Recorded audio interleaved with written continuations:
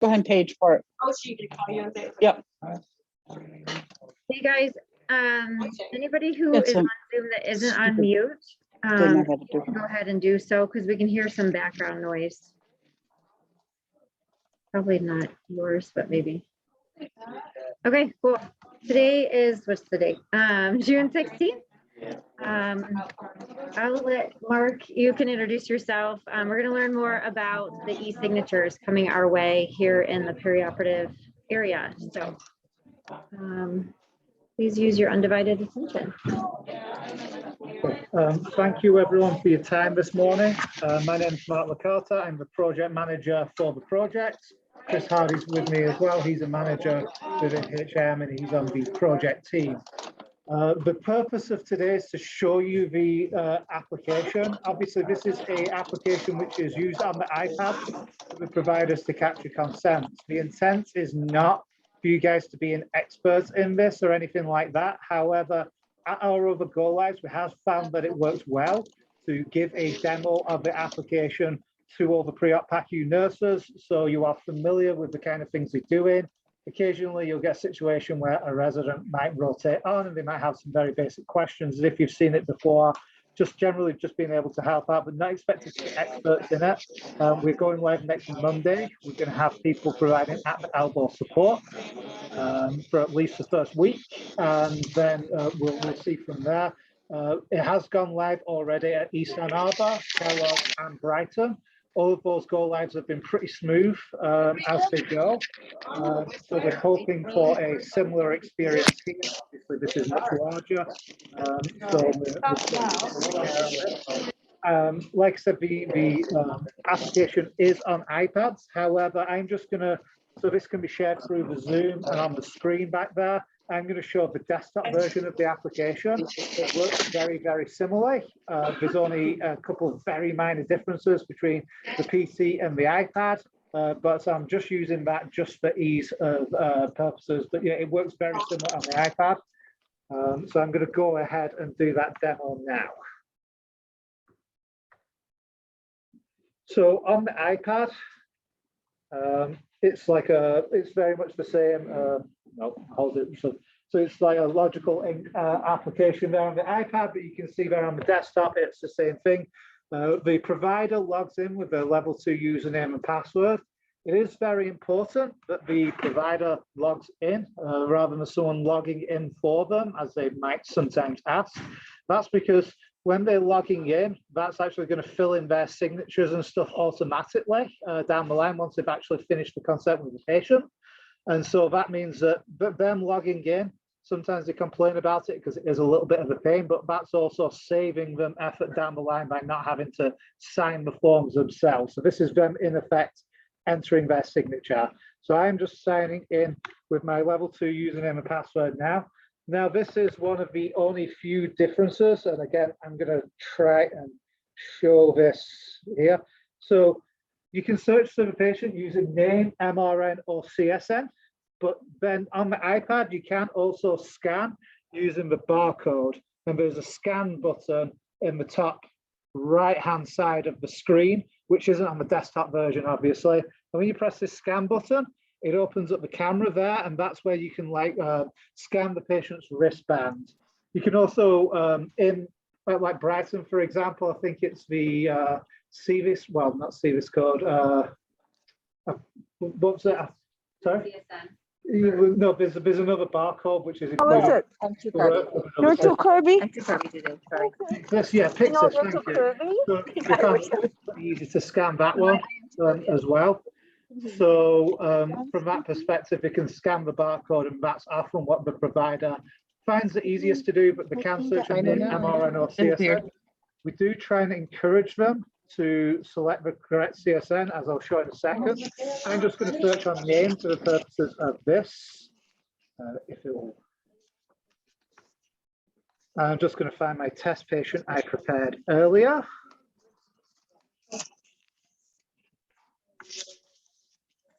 So when you open it up, it shows a list of forms, as you can see here. There's a couple of different versions of the form. We've got like a fully automated version where it pulls in all the information from the case request. And then we've got like a semi-automatic version, as we call it, where you select the procedure and then it populates the risks and diagnosis, etc., based on that procedure. This is one of the reasons why it's useful to try and give these demos to you guys, because it's like a lot of the providers in the clinics, and that's where they use the semi-automatic version of the form, the option 2 form, as we call it. And that's because often when we're doing it in the clinics, the surgery hasn't scheduled yet, they can't use the automated form. But we're really trying to, at the ORs, encourage the use of the automated form wherever possible, because hopefully they should have to make very few changes to it.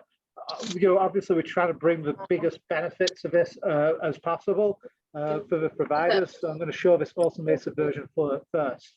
One thing I should have mentioned at the beginning, sorry, was the original driving force behind this project was because we were cited numerous times by a joint commission for improperly executed consents. So things like missing signatures or missing dates, etc. As you'll see in a second, this form enforces all of those things to be filled out and makes it easier as well. So the hope is to hopefully improve compliance. And obviously you avoid issues with lost and missing consents as well. So anyway, back to the demo. You select the form that you want, and then you press start, and then it shows the consent form. The first couple of pages are what you're familiar with. It's the standard legalese, exactly like it is on paper. And then on the third page, it pulls in all the details from the case request. So as you can see here, this patient was, I know that's a little blurry on the projector here, so I'm going to just zoom in slightly to make it bigger.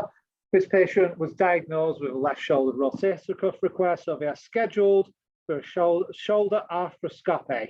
And then it's also in the background, what it's done is it's done a match based on the procedure code, what it was booked in under uptime. It said like, oh yeah, this patient is booked for this procedure based on this code, so we're going to show these list of risks.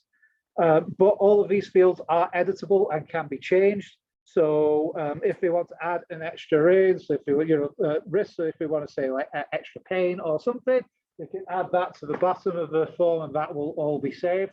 What we've seen at the other locations like Brighton and East Ann Arbor is these are very rarely being changed. Generally, the automation has been working very well there.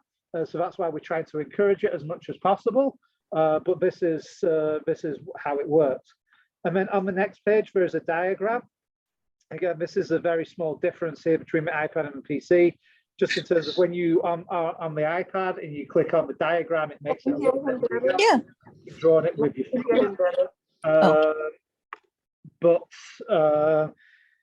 In terms of like how this works, I'm just demonstrating by drawing on it, but the provider can mark the diagram.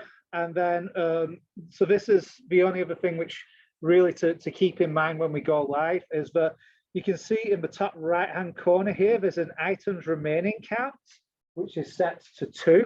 That's because there's 2 mandatory fields which need to be filled out. And these are marked in yellow. So you can see here, there's a consent or refusal to blood, and that's something which should be filled out. If the patient consents, it stops being yellow and the items remaining goes down to 1.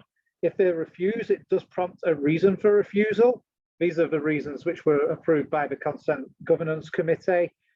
So then when we fill that out, you can see that again goes to 1.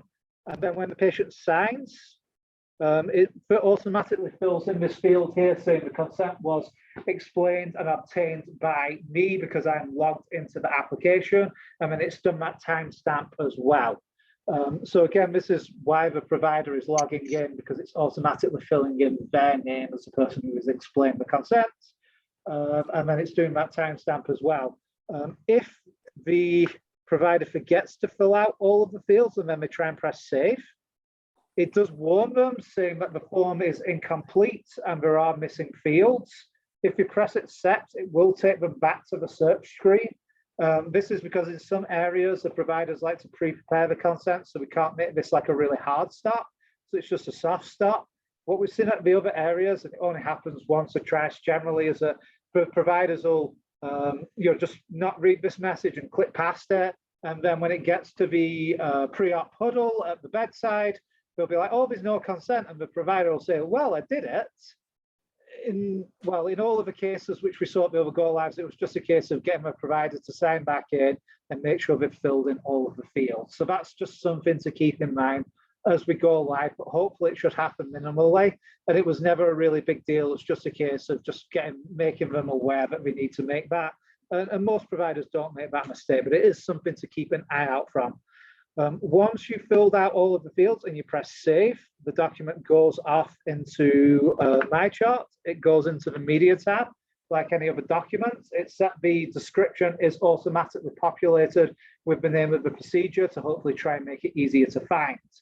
And it should be available in the media tab. We say 60 to 90 seconds. Often it's quicker than that, but that's what we say as a general amount of time. It should be pretty quick. So again, if it's been like 5 minutes, the most likely thing is they probably forgot to fill out all the fields. Like we say, we're going to be here providing at the elbow support, so we'll take a look at this, but we've not really seen any technical problems in the other areas. I should touch wood now I've said that. Just to show one more thing, because this is a question which gets asked, just finding that patient again. You can see here this document's now complete. If it needs to be amended, I know that this sometimes happens in the operating room itself, but I think it can happen at bedside as well. If it needs to be amended, it's just a case of finding it and pressing start.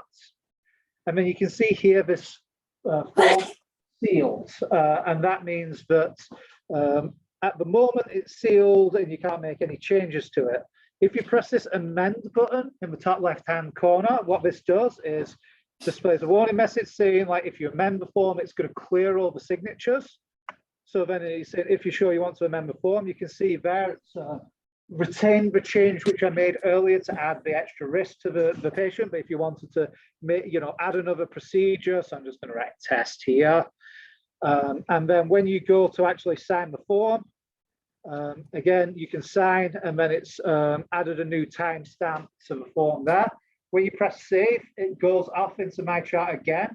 There's a second version of a document in the media tab, but this one will have the word amended automatically added to the front of the description, so you can easily distinguish between them. So that's it for the automated form. What I also want to quickly show you, and again, this is something where we're trying to trying to discourage the use of this form as much as possible, because we want people to be using the automation. But let's say they're not happy with how it's automated, or they don't know the surgical CSN and there's just like a big list and they're just like, I just want to pick a CSN and select it from a drop down. This is where you use the option 2 form. So if you just select that, and then this one here, there's just a drop down by department. So I'm just going to pick, yeah, maybe general surgery. Probably would be a really good example. Thanks, Chris. So general surgery, and that's got the list of different procedures. So we'll go with a whatever this is. But then what that will do is it will automatically fill in the diagnosis and the procedures and the risks based on the procedure which was entered. So there should really always be a way of completing the consent, even if the automation isn't working. But we really want to try and make that work as much as possible, just because it's quicker and easier for the provider. So one other thing is, if any forms ever need to be changed, we're going to leave some tip sheets and stuff near around, and that's got an email address which you can email to, because sometimes, for example, some procedures have a blood page and some don't. For example, if you're ever in a situation where a procedure doesn't have a blood page and it should have it, or vice versa, you can email that email group, or the provider can do it, and we can make that change pretty quickly in the application. One other thing to show you, and this is just making you aware again, in the actual operating rooms, because we're not going to have this paper, we are going to be using the Epic Canto app, which is the Epic app on the iPads, to actually view the consents in the media tab. So trying to do this, so it's just an app which is Epic on the desktop, and we sign in using the level 2 username and password. And we're going to be bringing the iPads through for the pre-op huddle for this as well. And then Okay. Typed it in wrong. And then once you actually find your patient, I know this is a bit rubbish with the showing it through the screen, sorry, but Epic blocks screen sharing.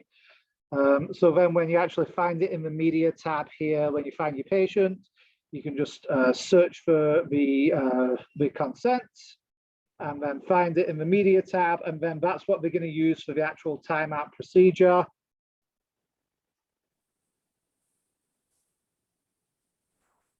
So you can see here, I've got the PDF up here. I know it's difficult to see, sorry, but this is a completed consent and it's just in the app and they're using that instead of the paper as part of the timeout process.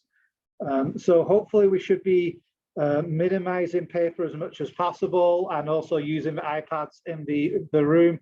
We can also view H&P and lab results and stuff on these as well. If they want. So it's just making you aware of that change to the process as well. Chris, can you think of anything I missed? That was a lot. Do you have any questions? How many applications total are going to be, I guess, utilized through this whole process? So these iPads are set up in kind of a universal ambulatory mode, as we call it. So it's got a few different applications. So it's got this logical ink on it, which is for capturing the consent. It's got Epic on it for actually viewing it. It does also have paging on it as well. So like you can use it for paging if you like. It's just a paging thing on the home screen here, and you click on it. It takes you to that page that we're all familiar with for paging. So you can use that if you want, but it's mainly just capturing consents, viewing consents, and then you can use it for that extra thing as well if you want. If there's ever a clinical use case which you want added to the iPads, you just need to let us know and we can talk about it. So the Logical Ink app is for capturing and getting the consent. That's an app that you probably won't have to use, but should be familiar with. The Canto app that Mark was having trouble showing is the app, the mobile version of Epic that you use. So it's really just those two apps that are being affected by that. And Canto is just really the mobile version of Epic. So when you go to find the consent on the media tab on the computer, it's the same finding the consent on the media tab in Canto. So it's just those two apps. One is for capture, Logical Ink, and then that Canto is for viewing. So we should expect Matt to have the actual physical printed out, right? H&P and consent, or are we just, we're going? So right now, just consent, we're doing one thing at a time. So then you're going to find out census of everybody about H&P so that everyone does the same thing. So you will still get the pay sheet that says, you know, doesn't have a consent or H&P. You won't get a printed consent because the OR nurse is expected to use the iPad. If she comes out, or they'll come, they could use our iPad if they want to view that consent. And each OR has an iPad back there? Yeah. So the iPad should be being delivered today. There's going to be one iPad in between every 2 bays for out here. But then And pre-op there will be. Yeah. Back here, they're going to be stored where our phones are in a box. So that if you need them, if we need Yeah. to move that at some point for back here for pre-op, we will. yeah, and then for the ORs themselves, they should have one iPad per OR. So how many do you want to share just how many approximately like East is doing, Brighton's doing? Oh, so East does between 10 and 20 consents a day. Obviously, Brighton's doing roughly 10 or 12 a day since they've gone live. Kellogg's doing a lot. Like on Tuesday alone, they did 27 consents just at the bedside. I know that this is obviously a lot bigger and such, but hopefully here as well, some consents will have been captured upstream in the clinics and such. So we are expecting a bunch of consents to be captured and we are going to be here to help with that. But it has gone pretty smoothly at the other locations. I just have a question about the pregnancy testing or the refusal of, there's a way to initial it, right? I saw it on there. Oh, yes. Not for us to initial the patient. actually. Yes.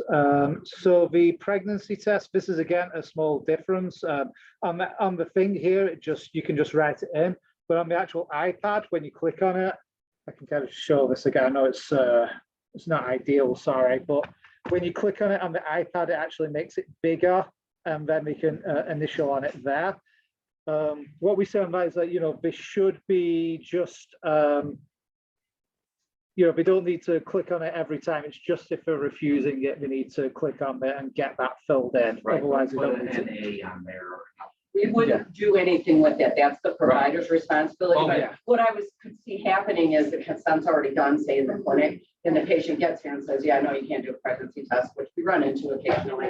They would have to go in and amend the consent. So you'd still have to let the provider know. And then they have to, right? Yeah, so to just show, like, when you're clicking on this here, you can see the field here, and when you click on it, it actually brings up a bigger thing for the patient to sign on the actual iPad, so it's easier for them. I know it's difficult to see, sorry, but that's how that works. Okay. So it's really just that difference in being able to scan the barcode is the difference Right. between an iPad and a Yeah. computer. for the most part, yeah. Yeah, but then, so if you have to go back and do the pregnancy refusal, then you have to have the attending come back out and. We have to have a provider. It didn't have to be an attending, but yes, a surgeon, because whoever got the consent, it's usually the surgical services. So Right. that person would have to, yes. Yeah, and they'd have to sign in, sign the consent, press amend and such. When they amended it, wipes out all the patient signatures. So if they signed it in a clinic 30 days ago, it's wiping that out, and the patient needs to sign it Yeah. again. And that's the way it should work now in paper, whether it does or not, but I'm just saying it should be. So anesthesia cannot amend. If they refuse a pregnancy, anesthesia can't go for a surgical consent amendment. No. Right, sounds like it. They should. Yeah, You're gonna have to redo the whole. Right, Yeah. they would, if they, you know, yeah, they would have to redo those. So So, if that causes a delay Yeah, we in didn't know that. start time, please make sure the circulator is aware of that. and all the team is aware. Because truly, the surgeon should be having a conversation, hey, we will do a pregnancy test. Now, does that happen? Probably never, but you know. one other thing to mention is there's this procedure not found, use option 2 message. So sometimes the provider will click through and it'll display this message and then be like, what's going on? In this case, there's 2 possible scenarios. One, we just don't have this procedure like in our database, in which case we just need to like know about it. Again, we're going to leave tip sheets just saying like email this address. You can just let us know the patient, and then we can look and make sure that the procedure code gets added so it populates in the future. We saw this a few times at East and Brighton, and we've made some changes. Like obviously we're dealing with different services here, so it might happen. But we've tried to minimize it, and we do have several thousand procedures built already. It could happen. The other thing is that let's say they select, if a patient has a wristband, because they've come down off the floors and it's like an inpatient CSN, and they've scanned that, then it'll be like it won't be tied. It won't be the right surgical CSN, so then it's not going to populate. So that's why like using the Pyxis barcode or something with the surgical CSN would be better, because then they're like using the surgical CSN every time. So if we end up in a scenario where this is happening, that could be it as well. So we could either search correct, find the correct CSN and stuff, or we could just use option 2, whatever's quickest and easiest. So that's just something to keep in mind as well. There was a question in the chat. Is this going live in our offsite units, MAD, Adult PACU and B1 PACU? So yeah, this has been live at East Ann Arbor for a couple of months, and then Kellogg and Brighton for a couple of weeks. MAT is going live July 19th. So the adult side, we will not go live till mid-July. Yeah. And B1's been doing it for over a year. We had no idea that they were used to bring in. Yeah, they're on iPads, yeah. Use us, the one service that's not complained about anything else. Yeah. So the pattern as well that we've seen there is that like when we come in, people, they worry about this and stuff. They think it's a big change and stuff. And generally, once people have used it a couple of times, they're like, yeah, whatever, get on the face, we'll just get on with it. That's the pattern which we've seen at the other locations. So that's what we hope to see as well. Generally, if you go to talk to IR and stuff who are using it, they probably say, yeah, it's a bit rubbish, but it's also okay, because nothing's perfect.